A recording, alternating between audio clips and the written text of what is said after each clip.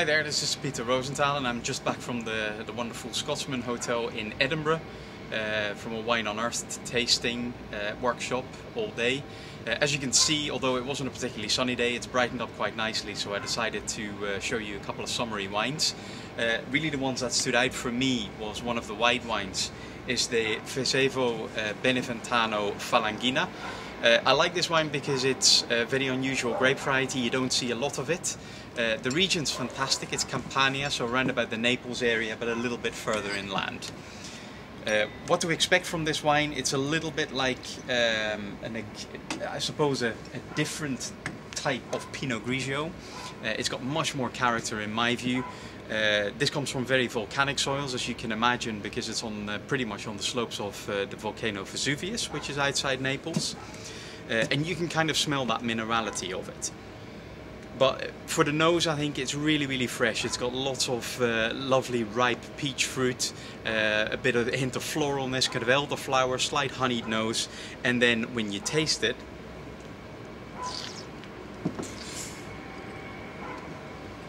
what we found was that this has lovely fresh fruit.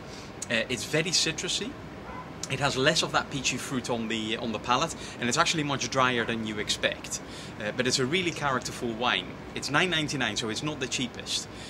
But I think it's a great example of a wine that you want to put up against, like, you know, a good Pinot Grigio, and a little bit different. And again, Falanghina is one of those things that you'll probably not have heard of, so go and give it a try.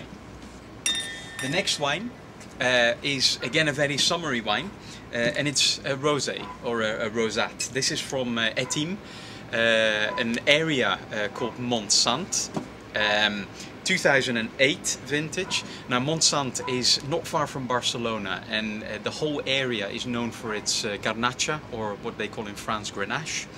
And this is made from old vine Grenache and a little bit of Syrah blended in. Now the great thing about this wine is the color. I think it's not a rosé pure and simple, as you can see.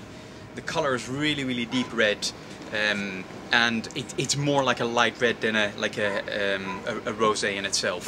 But it's got incredible freshness on the nose, so you get that lovely raspberry fruit, a little bit of spice, a hint of spiciness there. You know, just lose yourself in the nose of that, and it's absolutely lovely. Go and taste it.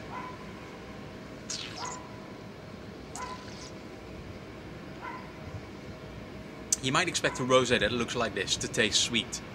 And although the fruit is incredibly ripe, this is a dry rosé. It doesn't have a lot of residual sugar, and that gives it real character and vibrancy. Lots of acidity, freshness, even a bit of tannin. And I think there's quite a lot of extraction in this.